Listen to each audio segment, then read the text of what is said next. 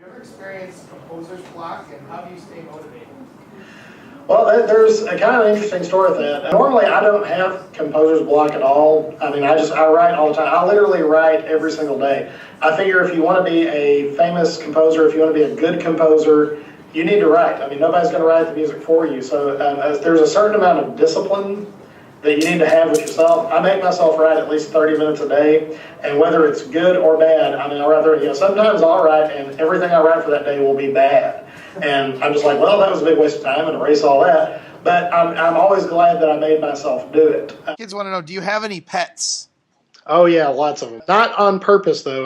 My problem is that I like to tell people, being a band director, I can't stand to see anything suffer unless it has an instrument in its face. Music has a lot in common with architecture.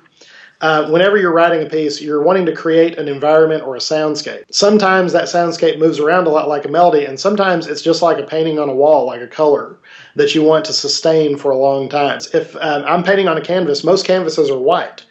Which for me in music is like silence. Perfect silence is white. But sometimes you want to paint on something different. And so, for instance, with the tenor saxes, when they're holding out that note, even though it's not a very exciting part, it's very important because they're providing a different canvas for all these other sounds to bounce against. And that's why I did it that way. Well, the opening, obviously sounds more like, or to me, kind of represents blinking lights and kind of flashing, and the grinding of gears. And then in the middle, it's more the whir of gears and the whir of fans and things. Then, of course, my favorite section of the piece is actually the section that follows that section, where the low brass come in with the big heavy theme.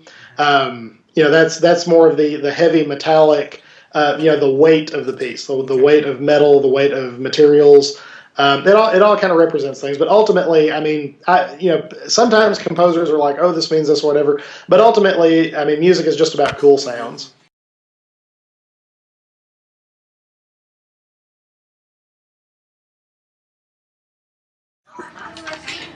All right, class, let's all say hello to Mr. Grant. Hello. When did you first start playing and composing?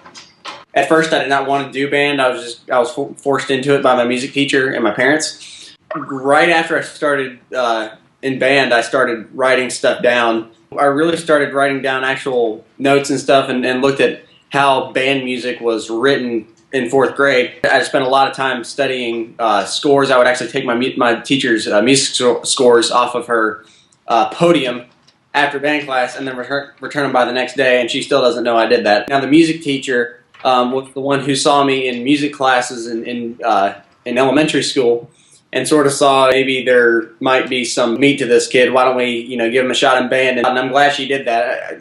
I would not be talking to y'all if she had not, said, you need to do band. Well, my first piece, I was in 7th grade, called Along the Beaches of Normandy. That was my first publication. 5 times a week, I'm in a band room just like you guys are. Every single tune that I write, I'm sitting there on every instrument that I play. I'm sitting there testing out the parts myself. Would you have any advice for aspiring composers? Advice for aspiring composers. I say this to everybody who asks me this. If it's something that you definitely want to do it.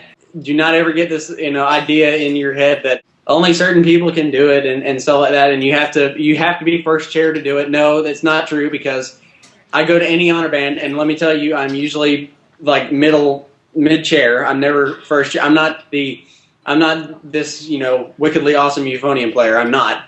It's open to anybody. There's literally no limitations on who can do it.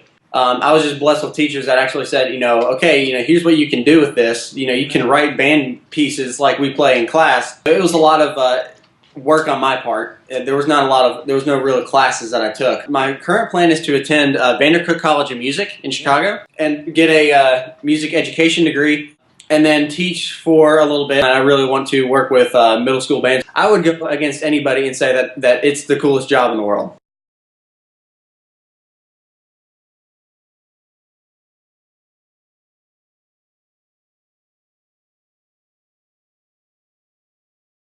I want to see, where's the oboe player? Where's the French horns? Where's the French horns? Where's the percussion? I was teaching band and jazz band, and I was having trouble finding a particular kind of jazz band chart. I wanted a rock tune. I didn't like any of them. So I decided, you know what? I know enough. I can write for my jazz band, so that's how I got started. I got started writing for my own students. I still compose every day, but I can only do, an hour or so a day. I can't sit for 4 or 5 hours, and I wouldn't want to. I love a lot of different kinds of music. I like jazz very much. Bill Evans is probably my biggest jazz influence. People like Gene Harris and Charles Brown, more bluesy players. And then I love the film composers like John Williams, David Arnold, Jerry Goldsmith, all those guys, and Leonard Bernstein. I'm also a competitive sailor. I like to be sailboats. I love being a teacher, and I love teaching students and working with them, and I love conducting. But my composing is my other outlet that I do. It's my professional outlet. For me, it's important to have something apart from the teaching. I think gives me a good perspective, and so I really think both careers complement each other.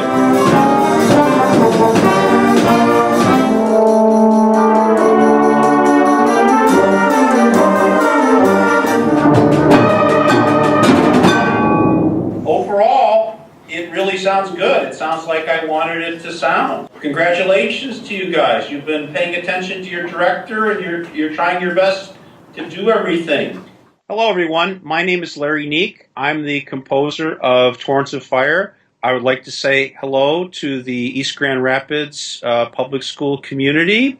And I'm very proud to have the East Grand Rapids Middle School play this piece. I got an opportunity to hear them do it over Skype a while back, and they were doing a great job then, and I'm sure you're going to enjoy this. Thank you very much, and best wishes.